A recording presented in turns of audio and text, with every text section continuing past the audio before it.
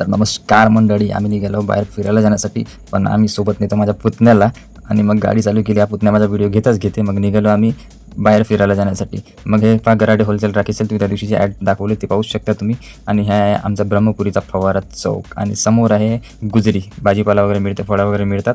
मग आम्ही ह्या ब्रह्मपुरीचा नवीन कॅफे ओपन झाला टिलॉजी आणि ब्रह्मपुरीची आहे नगर परिषद. आणि फायनली पोहोचलो आम्ही पाणीपुरीच्या स्टॉलवर. आणि पाणीपुरी स्टॉलचं नाव आहे अमन फूड सेंटर. आणि पाहू शकता भाजी किती गरम गरम बनवत आहे. आणि पाणीपुरी दिली अर्पिता प्लेटमध्ये आणि अर्पिता हां खाल्लं, किती मस्त वाटली असेल ना.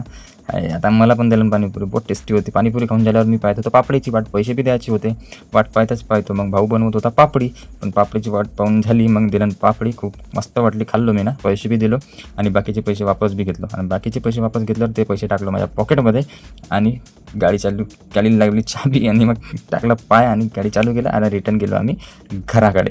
पाहू शकता तुम्ही आम्ही पलटलेलो आणि हा ब्रह्मपुरीचा पोल्युशन किती जास्त आहे, खूपच धूळ अरे बाबा. आणि ह्या रिटर्न पाहू शकता गुजरीचा एरिया. आणि फायनली आम्ही पोहोचलो घरी, पण रिटर्न आणखी पलटलो प्रतीकला घरी सोडून, कारण आम्हाला बाहेर जायचं होतं. एकदा पाहून टाका गराडे होलसेल राखी सेलला.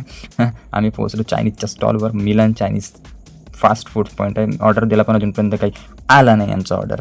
मग फायनली भाऊ घेऊन आला मंचुरियन, सोबत पत्तागोबी पण आणला नाही आणि सोबत झालं कॉकटेल राईस आहे. आताच तोंडाला पाणी सुटला. तुम्ही पाहू शकता हाय किती मस्त टेस्ट असेल आहे ना. आणि कॉकटेल राईस काय मस्त वाटते ना.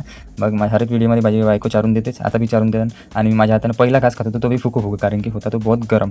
ह्या टेस्टी तर वाटतच होता, पण सोबत गरम पण वाटत होता. आणि माझी बायको अर्ध्या घंट्यापासून खातच आहे. मी वाट पाहतो, पैसे देऊ नाही झाले. मग आता हे म्हणते का मला गाडी चालवायची, पण गाडी काही चालू होत नव्हती. मी मारलो गाडीला किक, तेव्हा गाडी चालू झाली.